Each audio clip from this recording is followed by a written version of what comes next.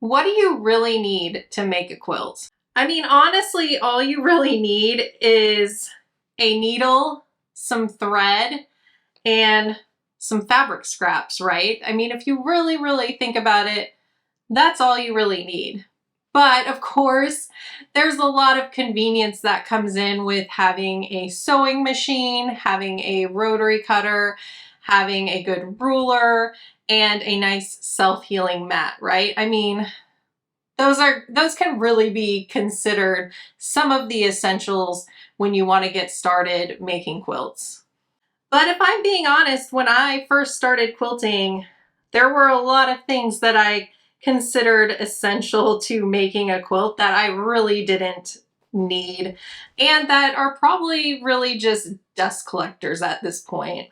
So let's talk about a few of the tools that I think really are essential to quilt making if you want a little bit more convenience tools added in. If you don't want to be taking days upon days, maybe months, maybe a whole year, making a quilt by complete hand with just a needle and thread. So up first, of course, is a good rotary cutter. I really like a few different rotary cutters. If you followed me for a while, you'll see me using a few different ones because I have some in different parts of my sewing space, so I can just grab it and cut where I need to. So this one is an Olfa rotary cutter. There's a lot of different types of them, a lot of different sizes, a lot of different handles and how you hold it. I really recommend, if you can, going somewhere where you could actually hold the rotary cutter and see if it fits your hand well. See if you can hold it in a way that doesn't hurt your wrist. There's a lot of things that come into making it more comfortable for you if you're going to be cutting a lot. Next up is a self-healing cutting mat. I've tried a lot of different ones. I had a Cute Cuts that I've used for a while and it was okay, but whatever material that it uses flaked up a lot, and that one didn't last me as long as some other ones. I really prefer the Fiskars cutting mats. I think they're really a great price. They're two-sided. I've definitely worn them down a bit, but I feel like they actually hold up better than more of the expensive ones that I've purchased in the past. You'll want a good ruler. My favorite is ones that are these longer 24-inch rulers, and then they're about 6.5 inch wide is what you can find them. So of course, you'll probably also want a sewing machine. They range hugely in cost.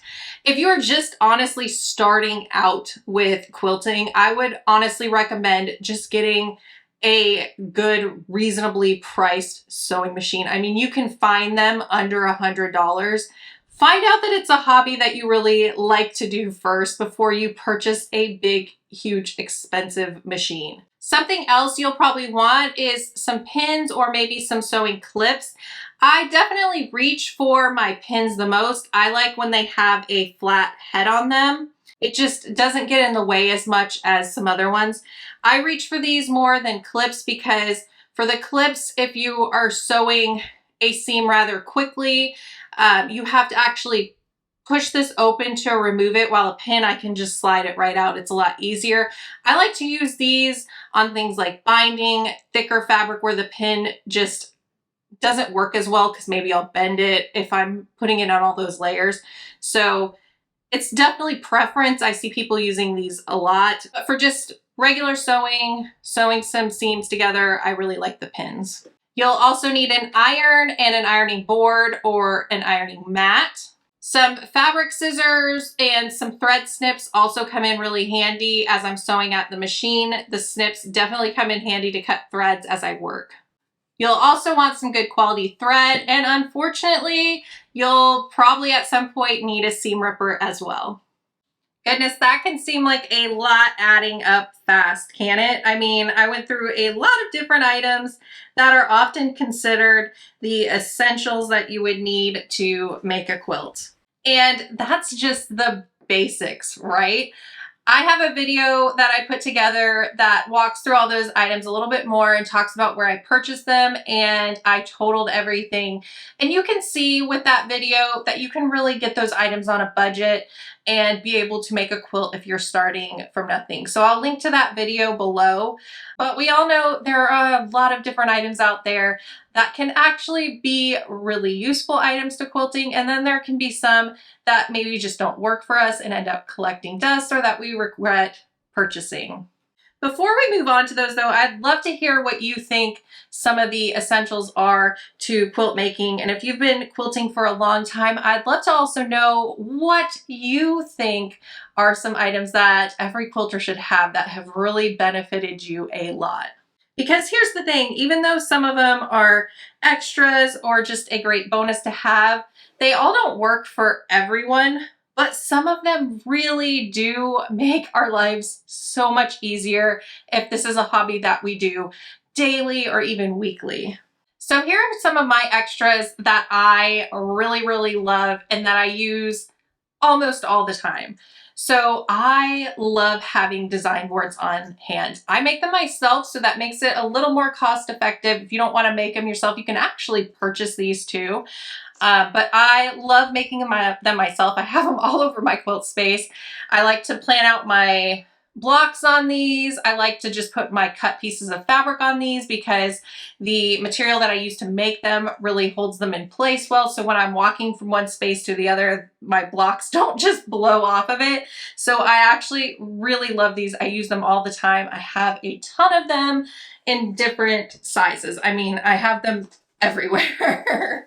This one currently needs to get cleaned because it has threads all over it, but I also love having wool pressing mats. I feel like my seams press a lot flatter using these, and I absolutely love having them. Something else I use a lot is quilting gloves. I'm calling these quilting gloves, but they're actually, I think, I mean, they're from a hardware store, so these might not technically be quilting gloves that you can go buy from a quilt shop, but they work all the same. But what I use these for is as I'm quilting or sewing on a binding, they really help me grip the fabric a little bit better so I can guide it through the machine a little bit more smoothly. And of course I'm biased here, but I really love the Quilter Slide Lock. I love cutting my fabric with this. It makes it so much easier on me because I can just press down on this, it grips the fabric, and I can cut along the edge of it and get really accurate cuts without having to travel my hand up a ruler to cut my fabric. One of the things I feel like I fell into a trap of is all of the specialty rulers that are out there for log cabin blocks, pineapple blocks, things like that. You can see some of these I haven't even opened, which is just kind of sad and embarrassing because I'm pretty sure I've had that a few years now. Now, if you have the funds to, if you have the space to, I'm not saying you shouldn't purchase specialty rulers like a log cabin block or a pineapple block. But the fact of the matter is you don't actually need those rulers to make those blocks. You can do them without having a specialty ruler. I have a tutorial on my channel making a pineapple block without using a specialty rulers. And there's a lot of different techniques that you can do to make that without a specialty ruler. Now, ones that I do love because you can actually use them a lot are trimmers for, say, half square triangles and flying geese trimmers. It's just about finding one that works for you because there are a lot of different ones. So I have a few different half square triangle trimmers and flying geese trimmers because I would use one, I would see one reviewed, maybe purchase it and then try it out, and it maybe just didn't work for me. And that doesn't mean it doesn't work for somebody else, right? Or the person that reviewed it. You just kind of learn different things about your style or something you like in a ruler that may not work for you. Because I've seen some people say, you know, this has black lines on it, right? And some people like a different color on their ruler, you know, because you can get some that are that fluorescent color and maybe things pop for your eyes better with that. So once you find those things out, it's a lot easier to make smarter choices with your specialty rulers. It can happen just so quickly where you end up with all these different rulers that really look like they would work well. And like a lot of them do. A lot of them that I've purchased work really well. but they're often just not something I reach for because I don't need them all the time, right? The pineapple block ruler and that log cabin ruler, I use them once to make a quilt, and then you often just don't make that same quilt again, right? There's so many patterns out there. So it just ended up sitting there. One thing I can say though is that I don't regret any of my ruler purchases, except for maybe the two that I haven't even opened yet. I guess I need to open those and try them out at least. But there are a few items that I've purchased that I wish I didn't because I really just never use them at all. At least the rulers I used at some point, right? So first up is these cute little organizers. And I say, I'm being honest here, they are super cute. I just don't use them. I put stuff in them and then like after I took them out of them, I just didn't put them back in them. There's always just other places that I usually kept my tools. And really, I often just use really cute mugs. Like my mugs like this, I use a lot more because it's a lot easier to just, you know, pop it in there than to find a place in this for it to sit right. It doesn't even sit by my sewing machine anymore. They're just sitting in a part of my quilting room and they honestly don't even have stuff in them very much anymore. Another thing that I thought I would use a lot is these thread cutters for when you're chain piecing. They are a great idea, but I don't keep it by my sewing machine often because it gets in the way. So I have to have thought about it ahead of time and grabbed it, put it by my sewing machine if I know I'm going to chain piece and need to separate them. And I feel like honestly, just using my snips that are always by my machine works just as fast. So I have all these little tools that I think I thought would be really useful and great. They are heat resistant and they're meant to maybe like hold down your binding, right? If you're ironing it, and so that you don't get close to it with your fingers. And I don't even think I've used them once. They're just honestly sitting here collecting dust. Maybe if I use them, I would think they're great, but it's another thing where if it's not right by and you haven't used it yet, you just don't think about it. So I don't know. I just kind of wish I didn't buy them. These alphabetties, I honestly don't use much at all anymore either. I really just don't love how they're packaged, and maybe if I found a better way to sort them out, I would use them more. But essentially, you just have to dump them out of this little package to find the one that you need to put it on your cuts to mark them.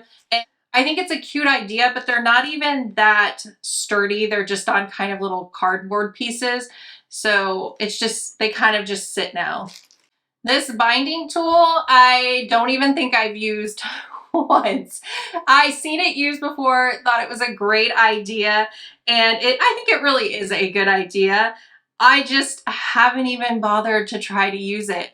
I just always roll my binding up on itself, and that works perfectly well for me. So I don't know why I thought this was a need. It just honestly sits and I've never used it. Let me know in the comments if there's something that you purchased that you thought you would just use all the time and it has just sat and you haven't even used it.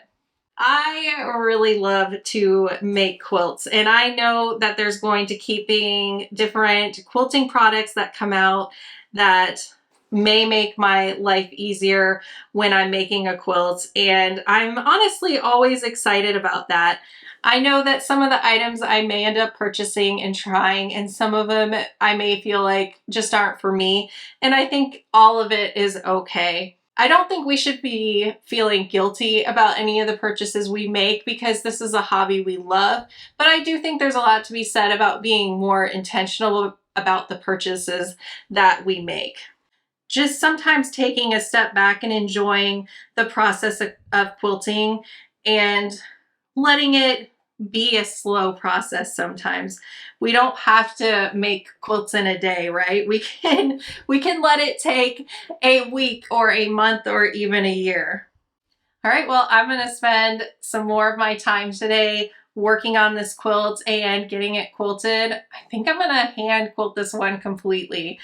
I'm really excited about it and a little bit nervous. I'm not sure how long it'll take me, but I've always wanted to quilt a quilt this way. I hope you enjoyed this video, and I hope you leave me a comment below giving me some of your thoughts on all of the different quilting tools out there. What are essential, what are extras, and what are some that you just never use that you purchased. Thanks so much for watching, and I'll see you in the next video. Bye.